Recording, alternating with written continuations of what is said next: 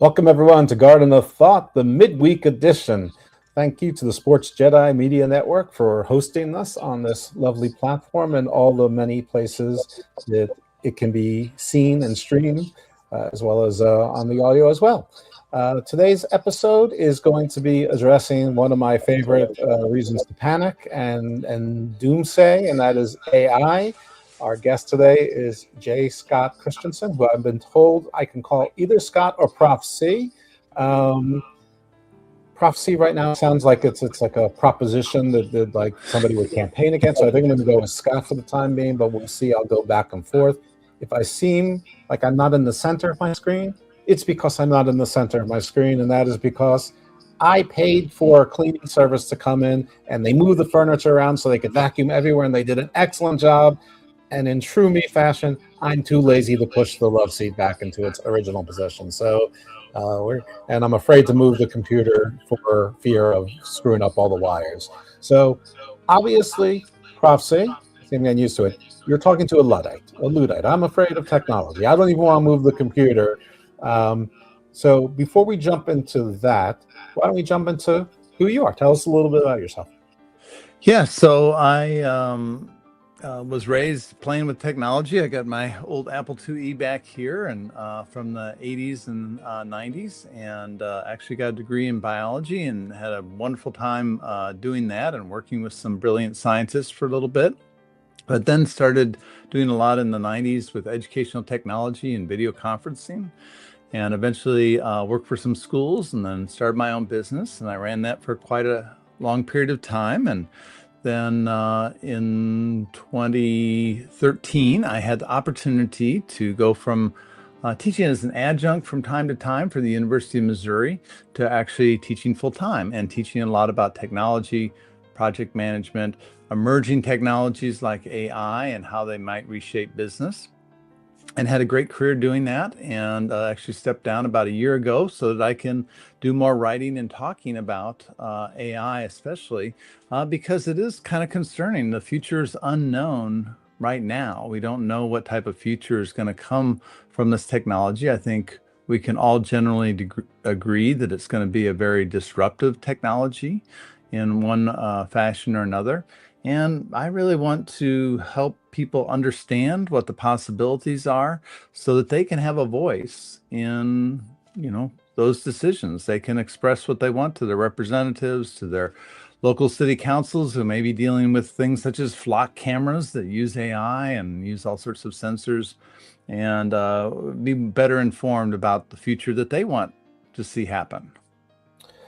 Yeah, I have so many thoughts on AI, and most of them are based on incomplete information, but also other guests that I've had on the show and other shows that I've heard, podcasts or segments. I mean, I've listened to Kara Swisher, and so it's not like I'm going down rabbit holes. She's sort of like the authority on Silicon Valley and all the things they do, and also past history. I mean, I remember all of the congressional hearings about privacy with the tech companies. I remember the kabuki dance of, after the end, they're caught in a million lies. They pledge a bunch of things. They lie. They come back again the next year. And every year the agreement is, okay, well, we'll share our information with the government, which has nothing to do with privacy. That's the opposite of privacy. That's the sharing the private information with the government, which is really, that's sort of what those 10 amendments were about, from day one.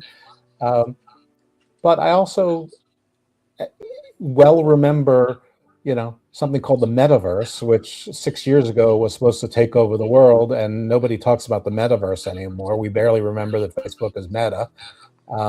So, I don't know.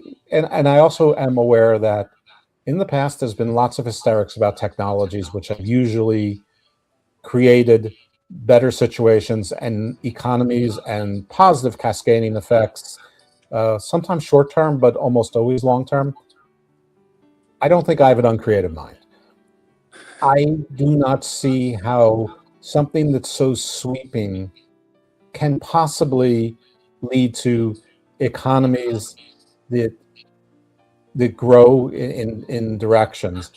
I understand I cannot foresee what I cannot foresee. I recognize the logical tautology there. But I listen to people like Elon Musk, and he talks about, well, when I make 1.5 billion robots, everybody's going to be rich and nobody will have to work. Please explain to me how you making 1.5 billion robots makes everybody. I mean, first of all, I mean, this is a very simple concept that a trillionaire should know that if everybody's rich, nobody's rich. Mm-hmm. And secondly, I can understand how 1.5 billion robots puts everyone out of work. And then are you teching us into socialism? Because I thought Elon Musk hates socialism, or maybe he likes socialism for everyone else, but he'll be living on Mars then, maybe, I don't know, or at the top of the Andes. So I've been monologuing a lot here, but embedded in my monologue is a whole lot of questions where hopefully you can answer and soothe some of those or stoke some of those fears, whichever you prefer. Well, first of all, the good news is AI is not as great as all these people say it is. Remember, we're going to have self-driving cars 10 years ago, and then 9 years ago we're going to have self-driving cars, 8 years ago, 7 years ago. So there's a lot of things that are very hard for this technology to do, especially when it might be able to do 90% of the work of a human, but not that last 10%. And so it's a lot of AI that we see used effectively, or I see used effectively, is really when it's paired with an expert that knows what they're doing already. So I always call it an amplifier of expertise. It's not a replacement for expertise. So that's the good news, is that there has been a lot of hype, and it's not going to be, coming in the way that a lot of these tech folks predict. In fact, I think that they use their predictions to kind of gain some power, right? If you think about the old people that made prophecies in the past, they had a lot of power by making those prophecies. And so they're prophesizing that certain things are going to happen. And I think they're trying to kind of put forth their vision. But really, the future is unknown. I can say this screw will exist tomorrow, or it will not exist tomorrow. That's about the extent of how accurate I can be about the future. And so I think we need to discount a lot of these predictions, for one thing. So that's kind of the good news. But you are right that we have a technology here that may not be like similar technologies where we, I remember the PC revolution was the first revolution I went through. My mom was a typist. She worked as that's what she did. She typed things. They had a steno pool here at the University of Missouri where she worked. That doesn't exist anymore. Right. We have IT folks, right, that get paid a lot better and do a lot of work instead of that typing. So those were job kind of growing technologies. Yeah, it wasn't great if you were the only thing you knew was how to type, right? So it wasn't great for everybody in that transition, but it did expand the economy, did expand opportunities for people. And so the question is AI going to be a technology like that, or is it going to be one that just replaces people? And so I think that's the big question. So if I have an AI that can, and this is very common technology now, can actually look at an X-ray and do better than a doctor at determining whether you have pneumonia or not. Well, how many of those do we need? How many IT staff do we need to maintain that? Probably not much. You just maybe need one of these for the entire world. And so there is some, Radiologists. what? Or radiologists. Right. Yeah. So how does the job of a radiologist change? Now, there's some people like Eric Topol who he wrote a book called Deep Medicine, which I highly recommend. He thinks those jobs are hopefully going to change to be more empathetic, and they're going to have the time to do extra stuff. But as you and I have, you kind of alluded to in your little monologue there, that we're much more productive than we were 20 years ago. I think, I might be 1,000 times more productive. I don't work 1,000 times less. I certainly don't get paid 1,000 times more. Most of that value gets captured at the high end, right? So that's where we start to see the Gini coefficient, which is a measure between the inequality in a nation, between the top, 1% and the rest of us. That's been increasing. And so, is AI just going to be another tool to squeeze the last little drop out of everybody, and it's just going to benefit a few. So I think, those are very important questions to ask. I don't think they're settled yet. And like I said, we need to have a voice in how we want the future to look like, or what we want the future to look like. Yeah, absolutely. I mean, I don't really even understand how minimum basic income exists. I mean, who judges it? But where does the money come from if nobody's working to pay taxes? So it's just the government printing money, which generally either means it's worthless. That's what inflation is. So again, it's a centralized economy, which historically hasn't worked. I mean, I'm not a conspiracy theorist, but I like to play one on TV. And it's almost like the super wealthy at this point. They know they're not stupid. They might be callous, but maybe they feel like they inherited this world, and they're going to at least protect themselves. And it is let them eat cake. That they're going to make themselves super wealthy. That they can live on super private places. They can hire private armies, and they'll all live pretty good. And the rest of us can live in this basic income. And I almost think that crypto was sort of a scheme to try to fool people that that's where the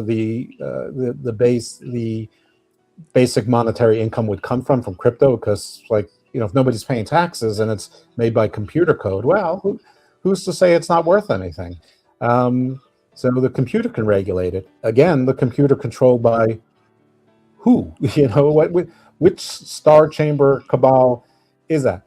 But all that aside for the moment, I mean, because that plays into, every conspiracy theory on Earth. And we can go there if you like, but instead of tripping the life fantastic, in our first few paragraphs, let's start with the basics. Where is AI now? Yeah, how far has it progressed? I lived through the 80s. I remember Japan phobia. Now, the Japanese economy hasn't grown in 35 years. I know about, what everyone's worried about China now. Two different countries, obviously, different world. But is it the same thing? How real is this competition with China? What's with these data centers? And what can local governments do about it when you have federal governments and the richest people and corporations in the world all align against them, while people are regressing, and the only chance they think they have is to have a mile-long data center in their county to allegedly create 1,000 jobs, with which 700 of them will be construction related, which will go away once the place is. Again, I've ventured into the territory of blogging. Yeah, so no, that's fine. And first of all, whether they're conspiracy theories or not, I think there is a growing amount of evidence that you can point to that says, yeah, it looks like for 100 people, the Earth is their playground, and the rest of us are the hired help. And so I think, so there's some economic data you can point to reinforce that kind of argument. I think as far as the data centers goes, this is obviously a very controversial issue. And you brought up a very important part of this, is that communities are competing against each other for taxes, because they do sometimes pay enormous amounts of property taxes because of the value of that piece of property. And so a lot of these systems are not sited in a place that would be most ecologically sound as far as power generation and water use. And so this is a compounding problem. We see communities competing against each other, but with these data centers, it's something where there's a lot of what we call externalities, right? So there's a data center being constructed along I-70 by Google, and it's just massive. I mean, many football fields. It's just huge. Well, that's going to affect my power grid reliability, right? And so I think there's a lot of things where I didn't get any say in that. My representatives here didn't get any say in that, but it's still going to affect me, and that cost is going to be put onto me. And guess whose power gets restored first when there's the severe rainstorm or the emergency? Right. Yeah. So I think, and other places we've seen, like especially with Musk, he's used these a loophole to basically put huge natural gas generators on semi-truck trailers and call them mobile emergency generators. And then you put up like 70 of these things, and a lot of they don't have big smokestacks, so all that pollution is staying very much in the lower atmosphere. And so. Um, Yeah, I think that's a big problem. Now, first of all, I don't think the data centers that are planned are actually all going to get there, because I don't think there is a use case for these systems in business and various organizations, but it's nowhere near the hype, right? And so it's nowhere. I'm not going to all of a sudden pay $20,000 a year for my employees to have ChatGPT. In fact, most people are on the free version. And we're now seeing that, a lot of the usage that we have of these systems is highly subsidized by the companies backing these. They're hoping there will be some way that we'll get locked into them and we'll just be dependent on Copilot or dependent on Gemini or something like that. So I think the ones that are being built by Meta, by Google, those will probably go forward because they have the cash from their other enterprises. I'm not so sure about the ones that are being promised for these other emerging companies like OpenAI behind ChatGPT, or the Claude. So I think those companies may actually get bought up in the next couple of years because they don't have a sustainable business model. They just basically lose money very, very fast. Well, our friend Elon Musk can come up a lot. I mean, one, he proposed something and everyone goes, ooh, without really considering how it gets done. But he says, we can put these data centers on the moon. Ooh, great idea. Okay, well, when you tell me when John Deere has a dealership, in lunar orbit, that you can get all these heavy lifters and, all these 3D printers to make this thing. The other thing Yeah. is, there's a reason why the moon has so many holes on its surface. And I'm not saying that the meteors and things like that hit it, all the time, but the bigger your space is, the bigger the chances. And in space with almost no atmosphere, which I believe the moon has either no atmosphere or almost no atmosphere, that a pebble moving at 10,000 miles an hour can cause a whole lot of disruptive damage. So it seems like a bad idea unless somehow we're getting, I don't know, the Avengers put up there to shoot things down, because Patriot missiles, assuming we have any, uh, don't react that quickly and can't hit something that small. The other thing about Elon uh, is with this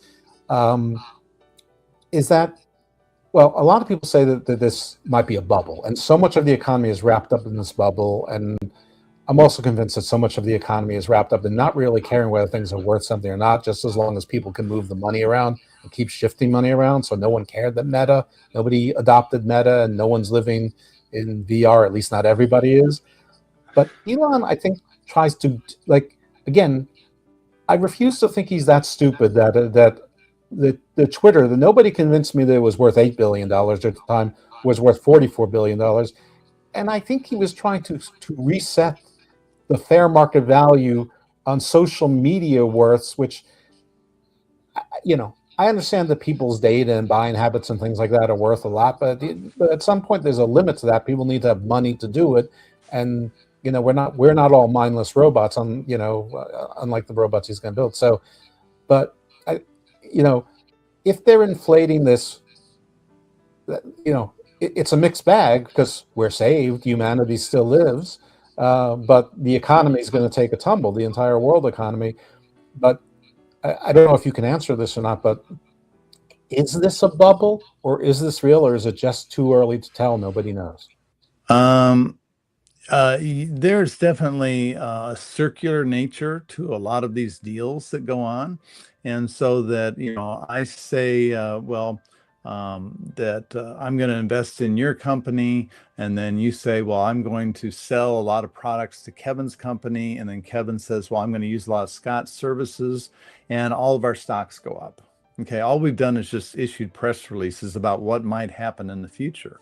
And so this has gone up and up, trillions of dollars.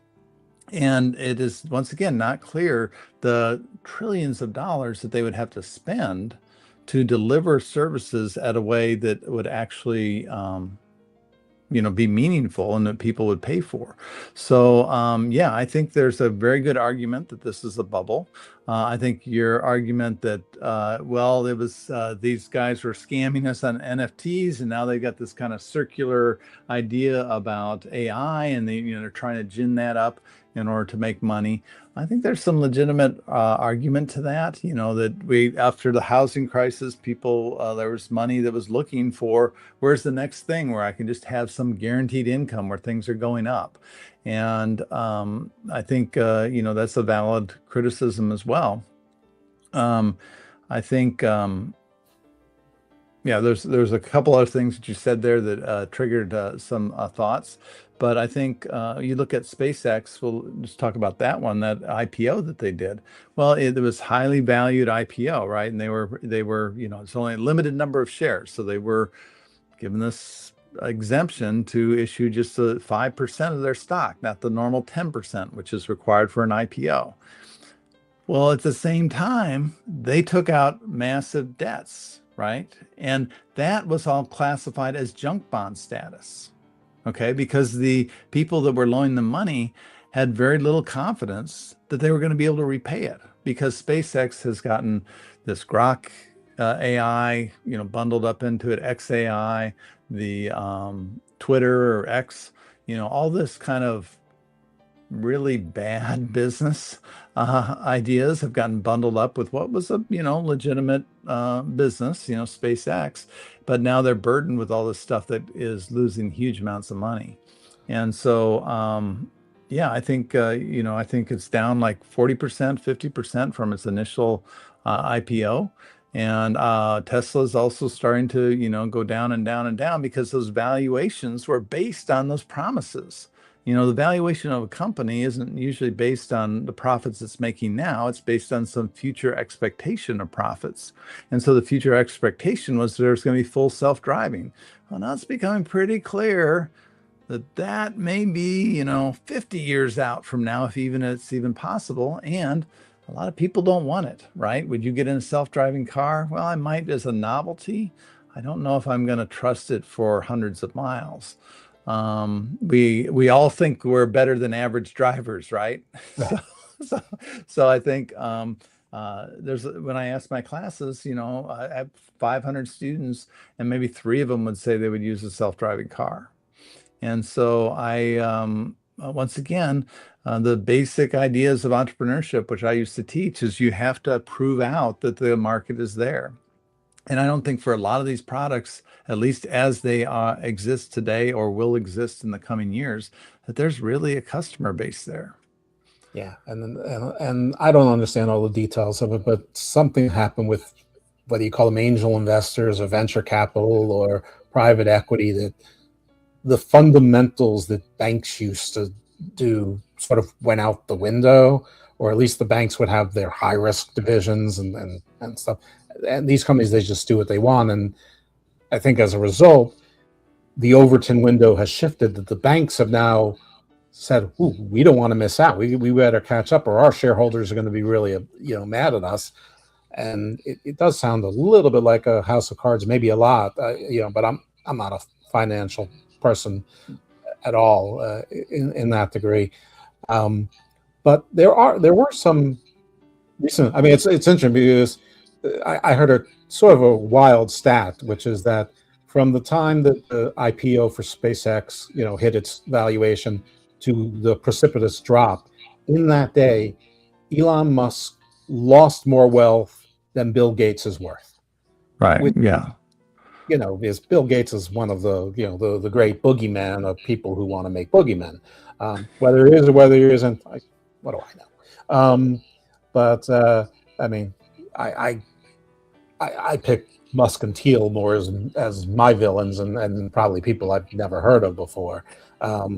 as well. Not saying Gates is an innocent man by any means, but I don't think he's actually leading to the actual destruction of the world. But yeah, I mean, the funny thing is, Elon Musk, his main thing is that he wants to repopulate the Earth, and like every other action he's taking seems to be against the helping humanity. Unless really in his mind he's convinced that if he builds a billion robots, that everyone's going to live in some utopia, which I don't see that. Anyway, back to reality. Last week or the week before, in some AI tests, I think on 2 different occasions, AI, and you can use the right terminology, but as far as I understand it, AI that was encapsulated within its program escaped its program, hacked into other systems to solve an answer, and nobody knows how it was done, and they're all apologizing to each other, and because they're all in the same game. Because I think while it was scary, I think all of them were sort of high-fiving each other, going, "It works! It lives! It lives!" Like Dr. Frankenstein. But they didn't know this was going to happen, and that was a joke. Like when AI, when you first did it, it was stupid.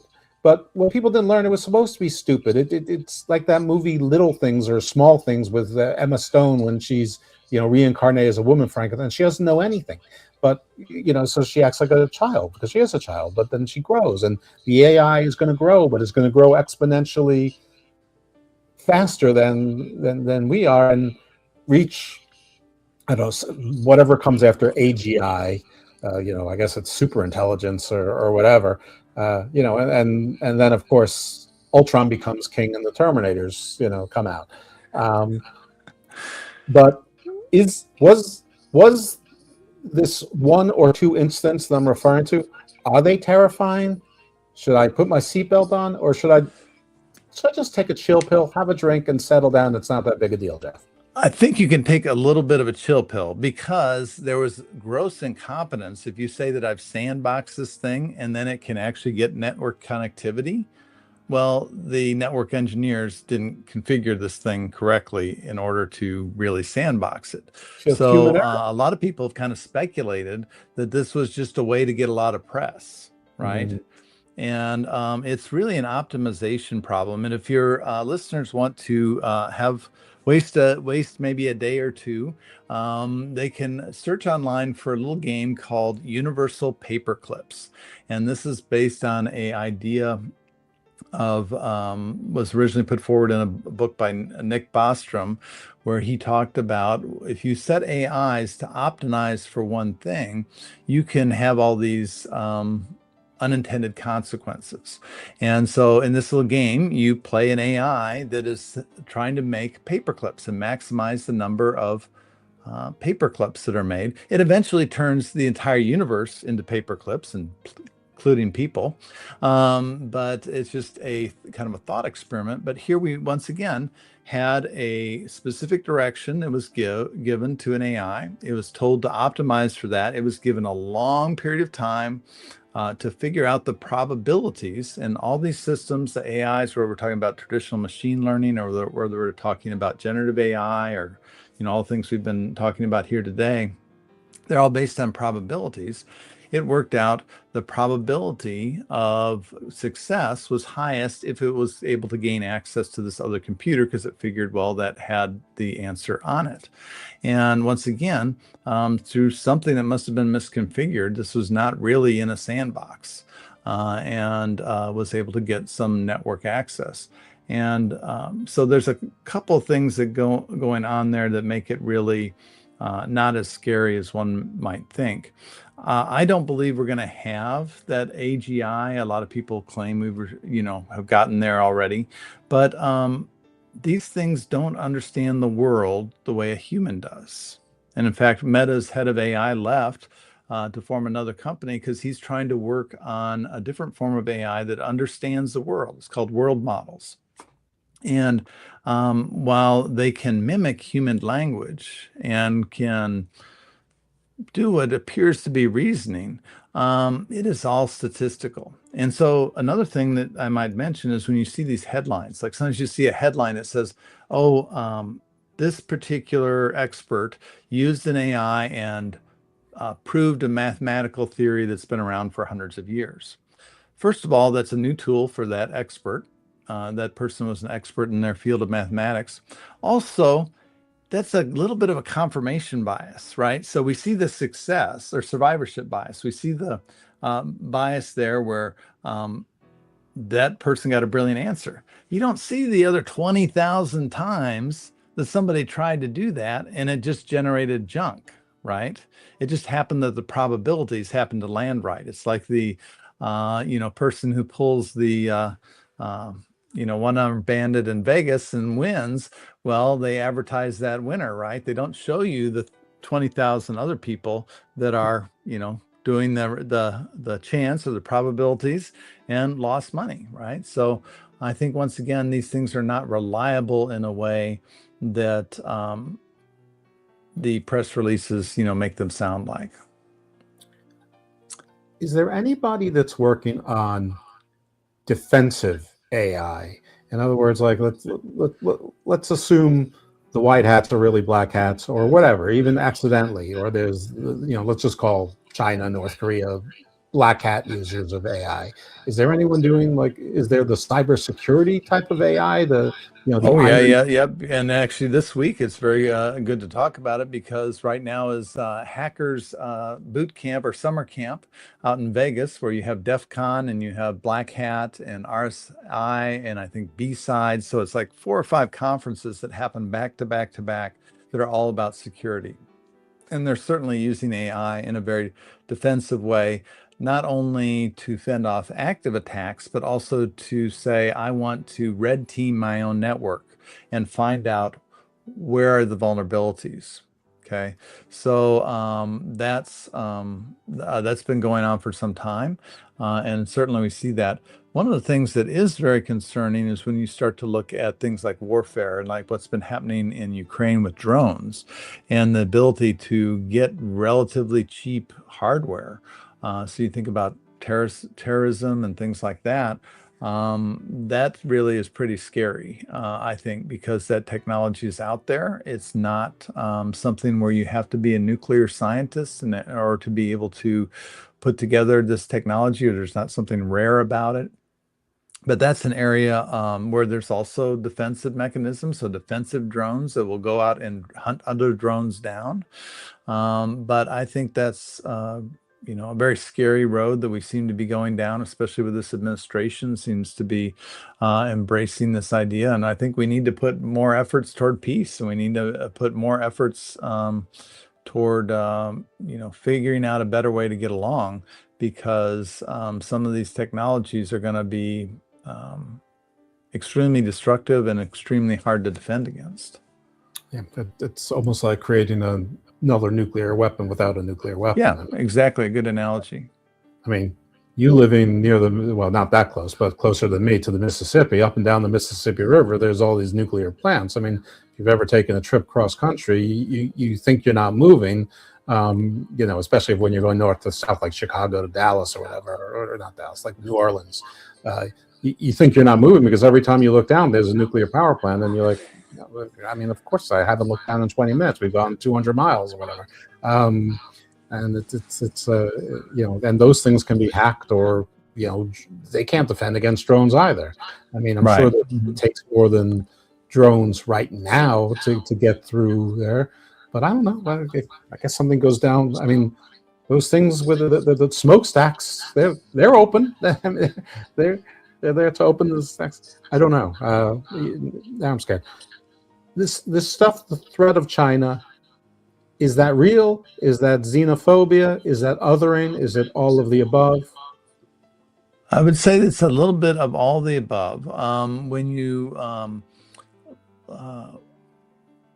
what's very interesting is a couple of weeks ago, there was a model that came out from China. It's called an open weight model, meaning that you can download it and you can run it on your own machines, your own hardware. It was called Kimi. And what was very interesting about this was it wasn't 6 months behind ChatGPT and what we call frontier models.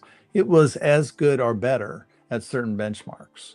And from an economic standpoint, if I'm a large company, what I might do is figure out how to use AI using Claude or using ChatGPT, but then say, look, I'm not going to pay these guys all this money. I'm just going to buy some of my own servers and run one of these open weight models. And so I think that's why the administration has been contemplating the idea of actually banning these open weight models. I think you're also going to see a movement on the part of the companies, the AI companies, to really restrict usage in some ways. So to say, if Scott logs in, I want to know that that's Scott. I want to see a credit card or a driver's license or something that ties me to an individual. And I don't want to just have it be a bunch of accounts that have been created by a Chinese company to basically distill my model into something that they can use and make smaller. And of course, we banned certain technologies being exported to China and put a lot of international pressure on that. But what that's done is kind of had an unintended consequence where they've learned how to do the same stuff on lesser hardware. And so it may, maybe your response doesn't come back in 10 minutes or 20 minutes or 30 minutes. Maybe it takes overnight. But for a lot of processes, you don't really care. Like, oh, yeah, fine, do it overnight. I'll come back tomorrow. So I think it's very interesting that all this, we're going to fight China. Either it was not a good idea in the first place or it was not done correctly. And now China seems to have developed a different approach that may be a little more successful and more cost effective in the long run. I wonder why that is. One of the things that concerns me more, because I realize I'm engaging in speculation, and I realize that I'm prone towards negative speculation. It's a good activity, and I think that we need more of that, frankly. Oh, well, good. Well, thank you then. But the thing that validates it, actually, that's a great question. Kevin, can we come back to that in about 1 minute? That question. Actually, there's another question also in the audience, but I just wanted to get this out before. Is that the tech lords, they're publicly arguing with each other. And I don't think it's a game. I don't think it's conspiracy. You've got Anthropic, that guy arguing with the government. You've got Sam Altman constantly arguing with everyone else. I mean, I think if you put Bezos and Musk in the same room at the same time, they try to kill each other, which is, I don't think it's a coincidence that Jeff Bezos, I don't know, took Randy Savage's cadaver and put all the muscles in him or something. But and it seems like it's beyond competition, but I think some of them really are spilling the beans and are concerned. Now, whether their concerns are legitimate or not, I don't know. I don't know how ingenious they're all genius. I mean, thankfully, Kara Swisher tells me they're not all as smart as you think they are. They just did things that worked, and then they compounded the money, which is relatively easy to do with basic accounting principles and fairly conservative stockbrokers and bankers.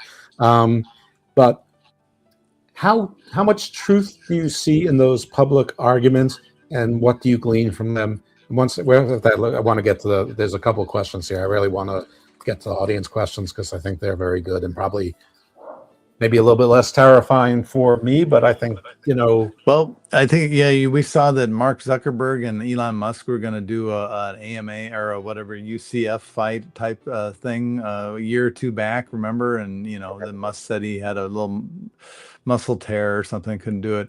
But these guys are kind of weird.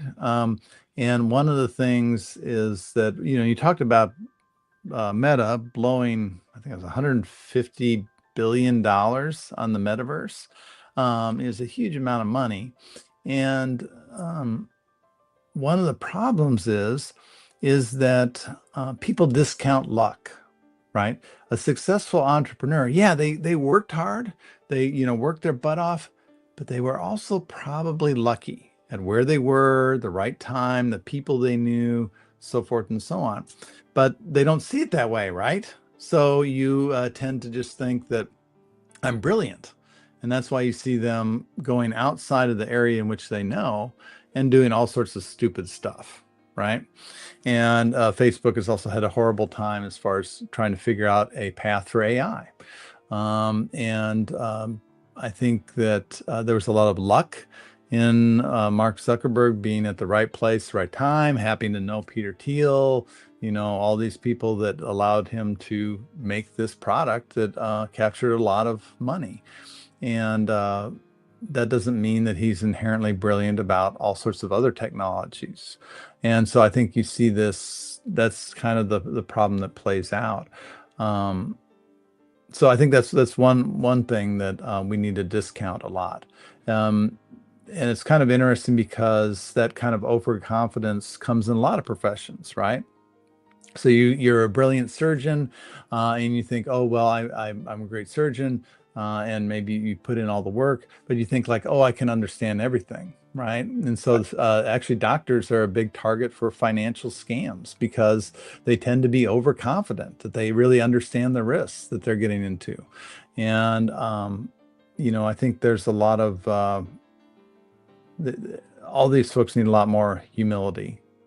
Yeah. And, just because someone is good at something doesn't mean that they're good at anything else, including common sense. There's a lot of brilliant people who have no common sense. There's a lot of people with tons of sense and tons of smarts that just didn't have the same education to get in that particular skill set. I do want to get to some of the questions because I think that these are probably Sure. that some people are actually really afraid of. So this is from Baba Booey, 54 or 154. Jello, which I assume is hello, saw this in my mentions. Questions, how will the workforce adapt to mass automation? And I think that's something that we touched on earlier, but I think I sort of plowed over it as I got into some of the doom scrolling. So, if you could address Baba Booey 154's question. Yeah, so I mean, I think one of the things when you talk about mass automation, we generally think about manufacturing, we think about physical things, but I think automation is now coming for those jobs like accounting jobs. So how do we automate the job of an auditor, right? So I think those folks are going to have to adapt in many different ways to work alongside these tools. But I think that's the question that we have right now is that are these going to be technologies that replace jobs? Is going to be something that is augmenting the expertise of a current expert, so it doesn't really replace jobs but changes the nature of work? One thing to remember is that technology adoption is not really about technology. It's really about people and about how they adopt technology and how it goes into their processes. Now, AI is very different in that, when we went through the computer revolution or even the calculator revolution, those types of technologies, well, they were all very predictable, right? They failed in predictable ways. If you put 2 plus 2 into Excel, it doesn't figure out the probabilities that it's 3 versus 5 versus 4. Okay, these are all things that work on probabilities. And so, first of all, we've never deployed anything like that into the workforce. And we've never deployed it to take on tasks that normally we've associated with thinking, right? So it's one thing to do automation with a macro on your Excel document. It's a whole different thing to turn that over to an LLM. And by the way, you've heard of hallucinations or these errors that LLMs make. Well, there have been many papers published that say there's no way you will ever drive out those errors. You can get some benefits with scale, but they will never completely go away. And you've probably seen that. You could say Dr. Frankenstein put some of his traits into his creation. I mean, if you're made by sociopaths, you gotta. It's very polite to say hallucinations. I mean, all these guys take ayahuasca and spiritual journeys by taking mushrooms and thinking that they're deep, but they're all sociopaths. They all lie wonderfully, and it's amazing how rampant narcissism is. Well, it seems to work in politics too. I mean, whatever people think about the Trump policies, I will say that I didn't agree with different presidents in the past, but at least they were adults. They had shame. They weren't narcissists. So that's I would, when people ask me who do you want for president, I say any adult. an Yeah. adult. That's all I want. Yes. It can be Anything close to a normal. right-wing Republican adult. It can be a left-wing, Democrat adult, but just an adult. So, That would be a lovely change, or at least not so I a didn't want to psychopath. get into It's not a politics too much here psychopath today, also. but But I mean, yeah. if you're being created by psychopaths, you're going to get psychopathic machines too. So the line, I think it's a perfectly not. I don't think it's a bug. I think it's a feature of the people directing the experiment. I could be wrong. If it's a bug, I'm not sure which is scarier. It's probably scarier if it is a bug, because that's that is that unintended consequence. But so I'm a lawyer in real life. So the hallucinations, they come up a lot in our world because there's plenty of lazy lawyers out there too. And so the news that people hear about, other than the crazy things where a computer is telling someone to kill themselves because no one will ever love them, is that when judges are throwing out cases and sanctioning lawyers for citing cases that don't exist because the lawyers just let the AI do it, and they didn't even, we used to call shepherdize, which is you check to see if the case A was real, but you check to see if it was overruled or if it was still valid, or Mm-hmm. valid in part and not in part. And then you would go to the new case to see what it said, and then see if you needed to change things, or if the overruled part didn't affect you, et cetera, et cetera. But it's rampant. I mean, in my firm, we have very strict guidelines, and frankly, they haven't changed much. I mean, because even though it changes, the guidelines haven't changed, which I guess is sort of a testament to either we were tech forward or caution forward, or that the technology, just the same problems still sort of exist, just they're just on a bigger scale. But yeah, those hallucinations are pretty terrifying, and people relying upon them. I mean, just said surgeons are targets of financial scams. Well, I mean, I think everybody's a target of an AI scam. I mean, and the criminals are always first. I mean, if Elon wants to build data centers on the moon, best believe there's going to be casinos and brothels up there first. Yeah, well, every new technology, if you remember why VHS and Betamax took off, it was probably because of, adult types of films that people didn't have to go into some shady theater to see anymore. I mean, And technology has always been used for those types of things, right? But I think, there's a couple things with I heard a trial attorney talk recently about this, and they've adopted a policy that if you have anything that hasn't been vetted, by a person, and you submit that in a court case and it's found to not be true, it's immediate dismissal. No matter if you're a partner, it doesn't matter, because of how it destroys their reputation. Sure. And the other thing, what was kind of interesting, I was reading in a book lately that they said, well, the reason you still see these show up is the AIs that lawyers use. They're often specialized ones with LexisNexis, and there's another one I can't remember the name of right now, but they're very, very good. And so if you have double checked the last 2,000 cases that were cited by a generative AI, and they were all right, you tend to be like lazy, right? And you're like, oh, this one's fine. Oh, yeah, I think that's right. Or it was cited, but it was cited as a hallucination in another case, and you didn't really dig in to find if it was really, there. So, yeah, there's a lot of dangers to using these systems. So, Here's another question. This calls from coming inside the house. This is from the Sports Jedi Network itself. How dangerous is AI facial recognition, and does it cross the line when it comes to privacy and free will? To quote the show The Audacity, there is no privacy. privacy left the barn a long time ago. But I'm going to let you answer it and not quote a show which is about Silicon Valley and exactly these types of issues and sociopathies. I strongly recommend the show. It's not as entertaining as Succession, but it's probably okay, important. I'll take a look at it. Yeah, I mean, that's a huge issue, because right now, I've been sitting here talking. You got my face, you got my audio. Not too hard to make a deep fake of me. Yeah. Okay. And I have done this with some old tools.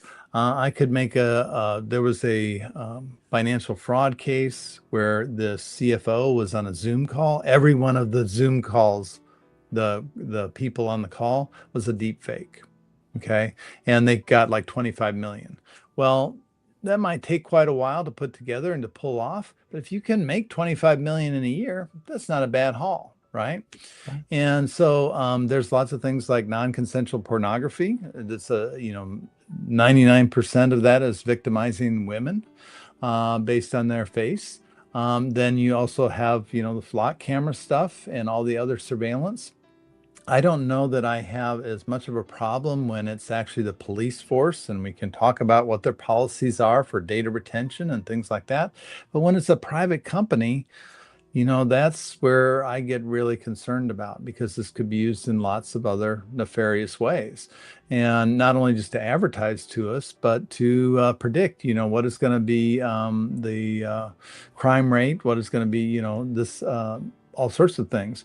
And we see in some authoritarian countries where it's actually used to identify ethnic minorities. So in China, it's been used a lot to actually identify people that are in these ethnic minorities that they think need to be retrained, right? And so there's a lot of real dangers about this technology. Well, some of them go to re-education camps and never come out. But I guess they're just slow learners. But there's I know a lot of my friends and colleagues and acquaintances in the UK are extremely concerned because, sort of the trade-off there is the cops don't carry guns, but there's cameras everywhere. It's the most Yeah. surveilled, nation in the world, or at least the free world. But yeah, I mean, privacy's gone. I mean, we've all had this happen where we're talking about, right now I'm going to say Oikos yogurt, which is fine because I like Oikos yogurt. I prefer Chobani. Guaranteed later on when I go into Facebook, I will see ads for Greek yogurts. They weren't there before.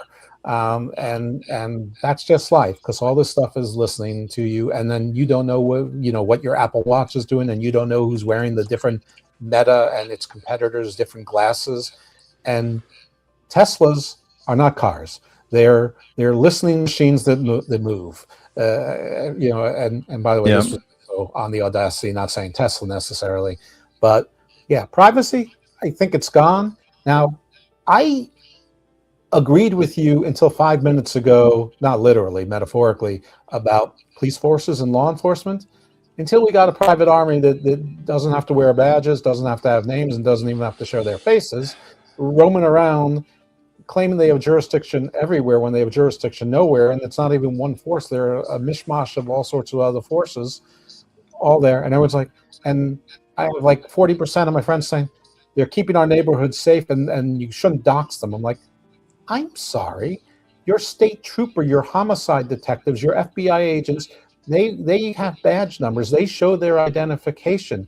Why are these guys more important? And by the way, why are they running traffic stops when they have no authority to run traffic stops? And everyone thinks that's okay. I mean, I understand you vote for a team, and I know that some people have buyer's remorse, and that if sometimes it's harder to change your mind than to admit to yourself that you were fooled.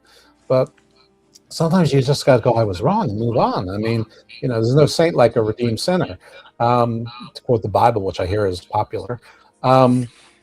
Anyway, so and law enforcement, I mean, in authoritarian states, it's the law of whoever decides. So I'm a little bit worried. Like, I don't really think the Baltimore County Police is gonna overuse it, but I don't know if the people in East and West Baltimore feel the same way about the Baltimore City Police. Yeah. And I don't know that the Baltimore City or the Baltimore County Police Department will be calling the shots next month, let alone in the next decade. If nothing else, even if there's not stormtroopers here or 2,000, ICE guys here, we're not giving you federal law enforcement dollars unless you bend to our will. Right. So let me just say one thing. There is a woman named Joy Belwani. There's a good documentary called Coded Bias, and she was an MIT PhD student, and she was looking at facial recognition. She found that her face, because she was Black, was not recognized. And there have been, I think, 4 or 5 people arrested and charged with a crime. They were later dropped. and based on facial recognition technology, and they all happen to be African American. She has something called the Algorithmic Justice League, which talks a lot about these types of systems. And she, I believe her latest book is called AI Unmasked.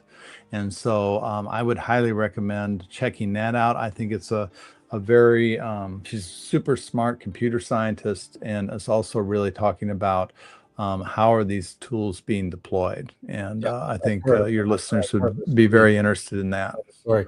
And the thing is, I wish I could say I was surprised. I mean, I would think that AI would be better, but the truth of the matter is, if it's being programmed by people, it's the truth with the same thing with people, not just limited to African Americans, but one of the reasons why, if you have a lot of money, even if there's eyewitnesses, you can find reasonable doubt, is because there's all sorts of studies out there that all of us have trouble recognizing the faces of people who are different Yep. ethnicities from ourselves, and the more different they are from ourselves, the more difficulty you have in picking out. So eyewitnesses aren't even reliable. So, you know, it doesn't surprise me that the machine is not reliable now. You'd think that the machine would get more reliable, but for so many reasons, I don't. That's just another reason not to go down this road. Even it's unintentionally bigoted, or maybe intentionally. I don't know. I mean, well, why not let it fit into my worldview of cynicism? But either way, it's not working.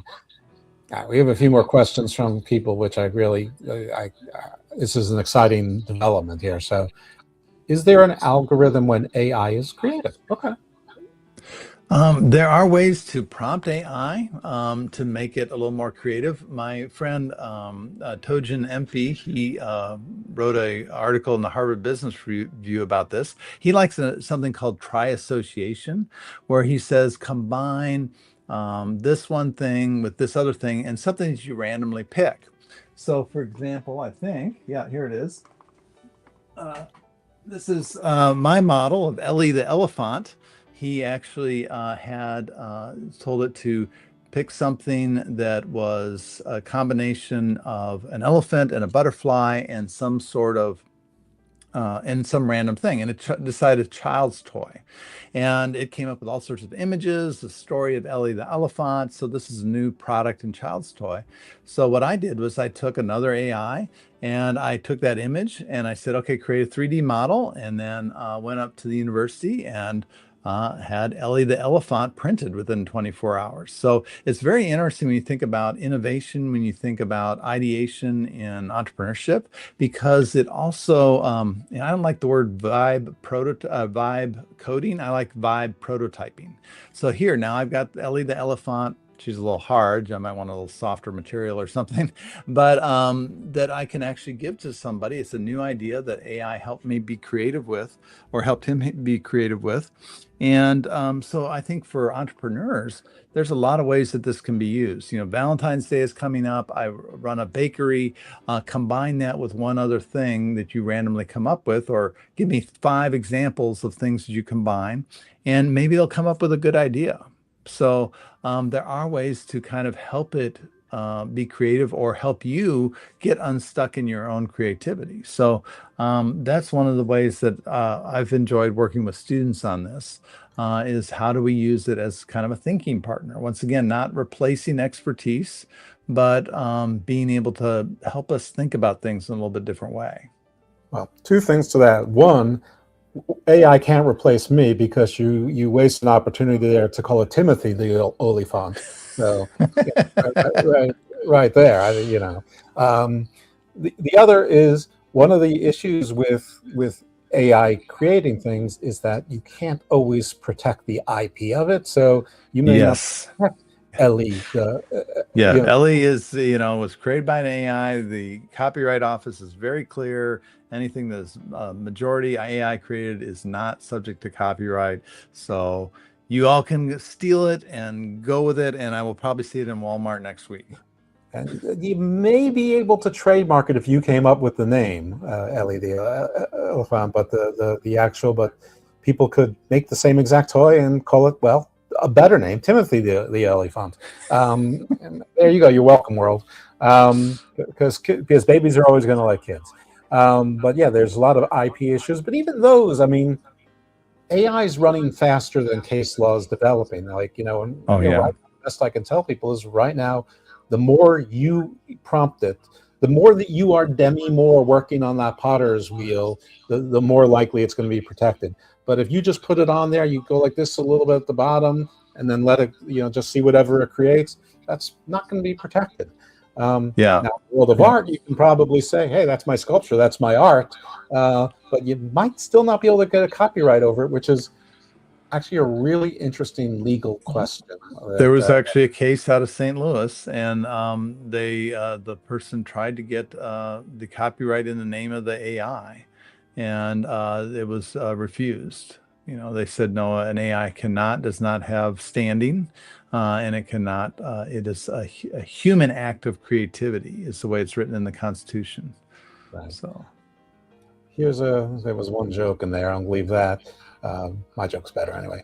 It's a question for you, Prof C. All the questions should be for you. We often talk about AI in business or social media, but what about healthcare? Is AI posed to be the ultimate miracle for modern medicine, accelerating drug discovery and cancer detection, or yeah. does relying on the machine learning in life or death decisions risk introducing catastrophic mistakes? Before you answer, I just want to point out one irony, because everyone always says it's going to cure cancer. Well, as longtime listeners of the show know, I'm sort of obsessed with the show Caprica, which was a prequel to Battlestar Galactica, and Eric Stoltz was basically making the Cylons. He didn't realize he was making Cylons, but he was making Cylons, and he was basically creating AI. It's much more complicated than that. But when people said, "What are you going to do with this? You're making soldiers like RoboCops." He's like, "I'm going to cure cancer with this." So even back then, that was the go-to. I'm going to cure cancer with that.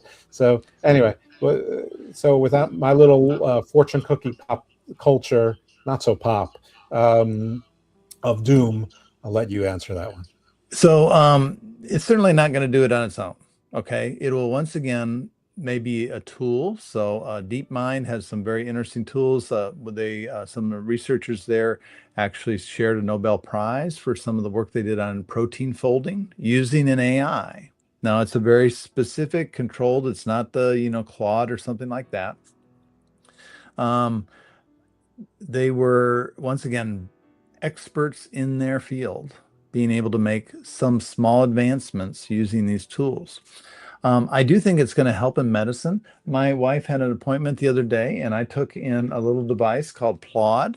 And this little device is not an advertisement form in any way. There's several other of them out there. And I pressed the button. It listened to the conversation, made an entire transcript, and then it recognized that it was a medical visit and kind of outlined for us exactly what was going on. And you can ask it, explain that to me like I'm a 5-year-old, right? And so I think we're going to see this type of usage. I do think in pathology, that's once again an area that is about recognizing patterns. So there's been over 1,500 algorithms that have been approved by the FDA. But once again, these are looking at patterns. So I gave that example of looking at X-ray and telling if you have pneumonia.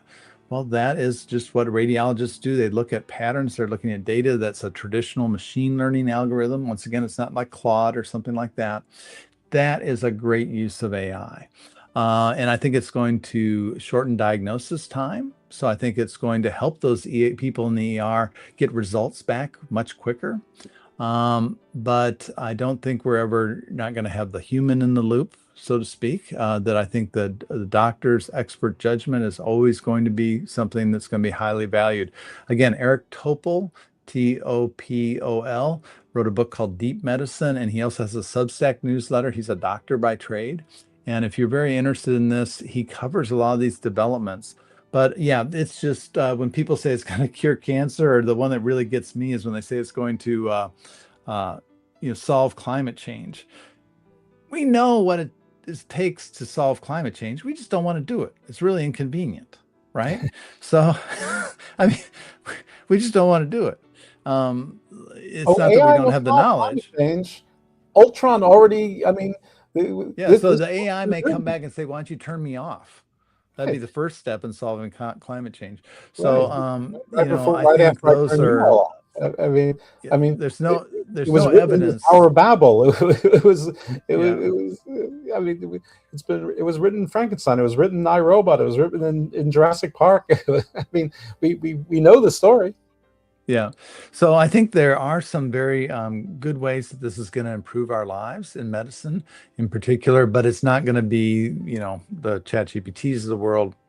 It's going to be improving the delivery, the accuracy of what they already do. I think it's also going to be, I think, as I get older, my wife comes with me so that, if I get nervous when they're telling me something in my doctor's appointment, there's someone else to be there. And I think this idea of transcribing things, if my doctor uses it, say like, hey, let's, explain it to Scott in a way that he can understand.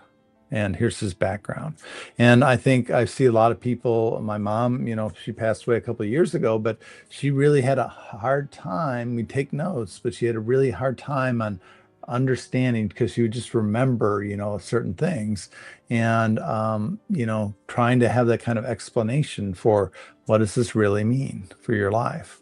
So I'm kind of optimistic on that area, but once again, that's not the chat GPTs of the world.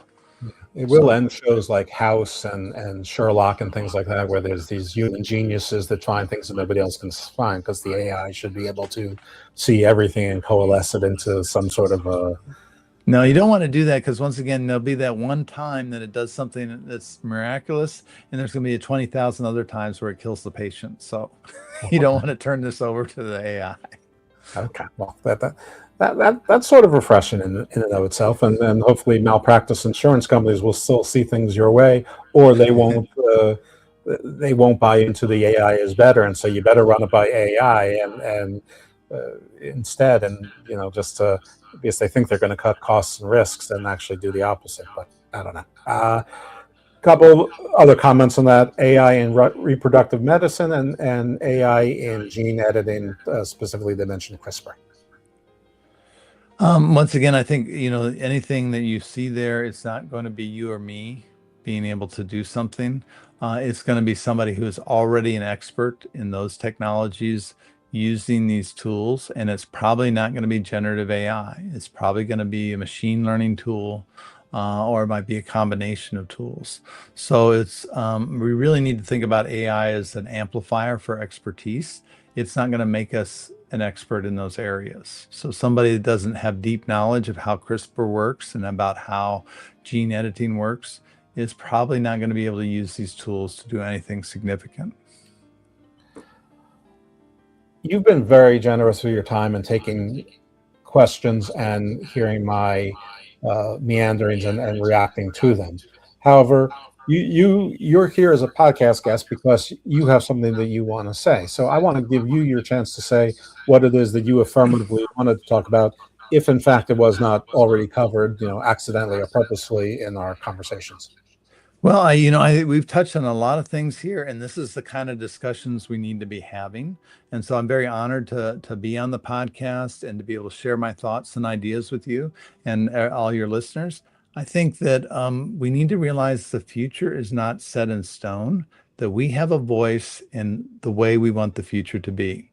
If you want to contact me, I'm at profcnews.com. You'll find all my different places. I put a lot out there into the world for free. So I have a Substack newsletter, I have LinkedIn newsletters that talk about, hey, here's the latest research. Here's what it probably means. And so this is what I try to do a lot of, is translate the research into what does this actually mean, because that's where you get away from the hype. And but I would say just have the conversations, get involved, go to the city council meetings when they're talking about how data is being used and how it's being fed into AI. Talk with your police officers in your community. What are some better ways to do things besides going to these companies and relying on AI? So I just keep the conversation going, because it is going to have a huge impact. And you've, with your, I don't want to say pessimism, but let's say a little bit of negative thoughts on where things might go, well, we need to talk about those, because if we leave it up to the tech leaders, they're going to take it in the way that they want, not the way that we as a society want. So I just really appreciate having the opportunity to engage. And like I said, profcnews.com. If you want to reach me via email, you can there. And there's my website that will take you right to it. And I'm always happy to engage and geek out about this stuff with anybody. Do you have a book or a Substack or anything like that? Yeah, I do have a Substack, so it's profc.substack.com, I believe, or you'll find it there in that link that was put up there. And it's a free Substack, and yeah, I would always enjoy talking with people. How are you monetizing this? Well, I did well on my previous business, so I do monetize now by giving speeches to like professional associations of bankers, or I'll do some individual consultants. But I am very lucky that I did well in that business in the early 90s and 2000s. We're very conservative, and so I don't have a lot of income needs. So I do make some money. I've got one book I'm working on with a former student, but we're still not there yet. So, and I'm not sure I will. Yeah, so I'm not sure I will make a ton of money off of that. So, okay, well, listen, congratulations on that. That's great. So wonderful. And 30 years ago, my goodness, what were you, 5? No, I'm almost 60. So I'm have a little, the gray hairs get bigger and bigger every year for some reason. So I know. Yeah. Me too. Okay. Well, thank you very much. I'm glad we covered everything. And listen, I don't think I'm an idiot. I think I'm fairly well versed, but it's nice when an expert comes on and then, while it doesn't massage my fears, doesn't think that they're completely unreasonable either, and that the discussion needs to be had. And I guess the best people can do is talk to their local officials, representatives, congresspeople, senators. I don't know how much they're still listening, but hopefully some are. It seems like the only growth areas are ICE detention facilities, data centers, and private prisons, and those all seem, the only backlash to them is not in my backyard, which sometimes is used as a slur, but in these cases, maybe. Well, the world is run. The world is run by the people who bother to show up, and these tech companies are showing up. So we need to be there too. Absolutely. All right. Thank you very much to J. Scott Christianson, Prof C. Everyone, Prof C, give him props, give him a follow. I'm out of puns. Thank you for watching here. Those of you who tuned in live, a lot of people jumped in around a third through the show, and it's been growing ever since. So those of you who came late, don't worry. This will drop on audio on both the Sports Jedi Network audio and on the Garden of Thought Network. Also on YouTube on Garden of Thought Pod, but you won't see any pictures. You'll just see the show art. But it will live here on the Sports Jedi Media Network on YouTube and Sports Jedi Network on all of the other platforms such as Instagram, Twitch, Kick, Rumble, others. I always forget something. But anyway, give us a follow too. You can follow me for regular nonsense at IcarusFellMD, for mostly wrestling nonsense at Dose_Evil. And thank you for tuning in and supporting all of the other stuff that I do on the Sports Jedi, as well as all of my colleagues and the other shows that are here, really building a nice thing. And I still do the LFG review show on Wrestling Soup with the legendary Lufisto. And, again, thanks to the guests. Thanks for being here. Thanks for the information, everyone. See you next time. Thank you.